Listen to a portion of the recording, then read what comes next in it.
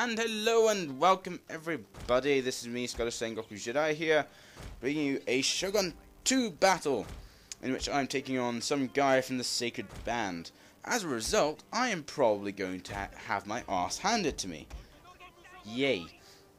Right, so this army is an army which I've grown to love very fondly over the last few months. It's basically a very defensive army. It's got 3 bow samurai, a matchlock Ashigaru, 4 Naginata attendants, about 6 Yari Ashigaru, a couple of Katana Samurai, a couple of Yari Cav, and 1 Light Cav.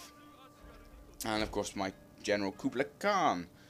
So despite the fact I am taking a Mongol army, it is anything but Mongol. It is incredibly Cav-light.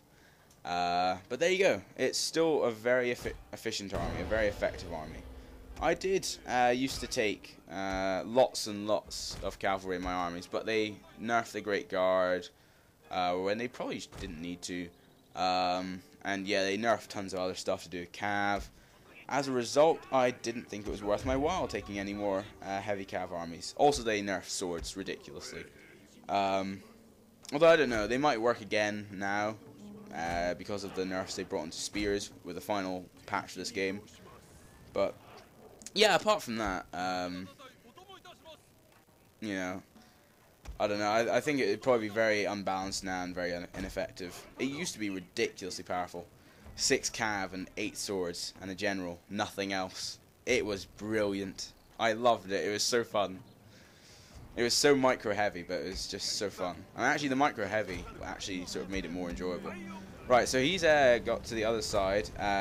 Which I think, yeah, because he doesn't have any bows, which is really weird for this map. I generally say you need to take bows on this map because of the river, and you do have a chance of being in the predicament he is in now. However, he does have the armory, so that will work to his effect and to his advantage. I do have 3 bow samurai. I think with 1 accuracy, 1 bow damage, and 2 reload skill. Because reload skill for me is the best thing on earth. Because it basically means that I get to put ridiculous amounts of morale deficit on the enemy.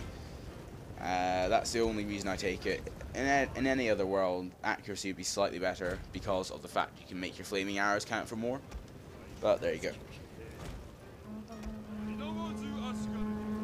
Also, bow damage is also very important if you're taking reload skill. Because it means that each one of your arrows that does hit just pretty much kills an enemy. There's none of this bullshit of, like, you know, it hitting a guy in the face and him just like running along with a little arrow in his face. It's annoying when that happens, but oh well. Right, so I'm just getting them to sort of move through the woods a little. They did actually go out of hiding for some reason, but I don't think he'll attack them because I don't think it's worth his while to get rid of them. I mean, I can't see them posing any real problem for him at this stage. However, you know, I will make sure that they crop up later and do a bit of damage to him. Right, so I'm going to try and attack him here, because, you know, I have the bows, so I can just attack him, and then, you know, recoil my bows a little. I'm not going to do that really annoying thing where people just take their whole armies and just skirmish backwards onto, like, a massive hill. I find that, to be honest, quite ridiculous, because no guy in their right mind in real life would chase them up the hill. They just go, no, I can just wait down here. Why do I need to come up on that hill?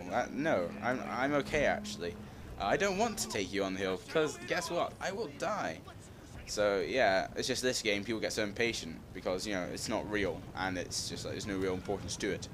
Right, so I'm going to tell him that I don't want him to do the same thing either, because I don't want him going back into the forest, just to allow me to come forward, and then for him just to, like, blitz you with matchlocks as he charges at the forest, which I know a lot of these sort of pro-clan players do. They like to do that. Also, another thing which I can't stand is when players sort of jiggle around with their bows while you're in a skirmish fight. So what they'll do is they'll fire off a quick volley, and they only get about half their unit to shoot, and then they'll run slightly backwards or slightly forward when you shoot, so that you do absolutely no damage. I can't stand people who do that. I mean, at no point in reality would you be able to do that so effectively. It's just impossible. But there you go. Right, so he... Oh, God, I'm tired. Oh, excuse me. Right, he's getting his matchlock up. It's a oh my Jesus, that took out about 30 men, that one volley. But there you go, look at that. I mean, actually, that's actually quite obscene how powerful that is in relative terms to my bow samurai at that range. Because, I mean, matchlocks from that distance should be incredibly inaccurate. I mean, they should be, like, hitting the trees to, like, their right and stuff like that. That's another problem with this game. But, you know, it's for a balancing issue. It's fine. So I'm going to bring up my matchlock because it's cheap and rubbish and he has no cav. And his general's not a melee general, so I have no need for it to do anything. I'm just going to get to fire his long Yari. Also, he shouldn't be able to get really any good shots. Right, obviously he is, because my Ashigaru aren't looking too peachy there. They're actually almost about to flee. So I'll pull them back, and you know what, if he decides to make it like a sort of ridiculous charge with his general, I'll be able just to shoot them in the face because of the fact that horses obviously are bigger.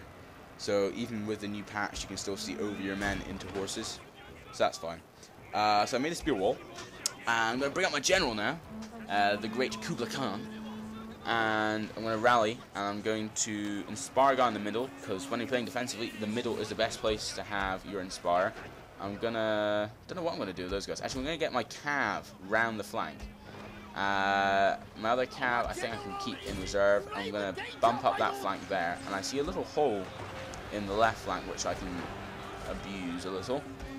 And with those guys, I've got no reason to actually put them in combat because they'll die. And also, I want to save them just in case he's got a little surprise for me.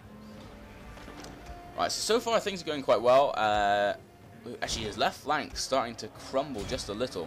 Because the thing is, his Ashigaru here, as you can see them coming forward, because they take a little longer to get in combat, it means that he's at a disadvantage. So it's never really a good idea to attack with a spear wall. You can see here, my cav are going to absolutely sideswipe his general. But I think, yeah, he's probably going to get into stand and fight here. So I'm going to get like 10 kills right here, right now.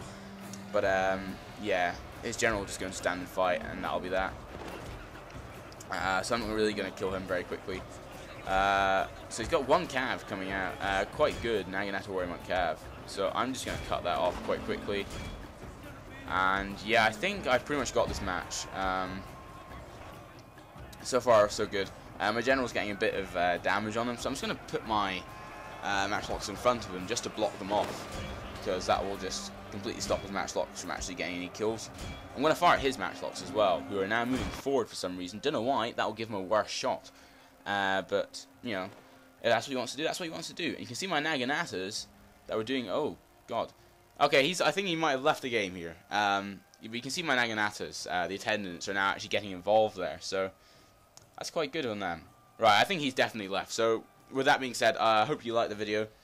You know, it's a good idea, you know, me showing you how just, you know, defensive tactics can work so well. And also why you need bows, because it forces him to come forward and fight me when he's really at a big disadvantage. So, with that being said, yep, he's left. I'm Scott Single Jedi of the FFGamers group. Please do comment, rate, and subscribe. And from me, goodbye.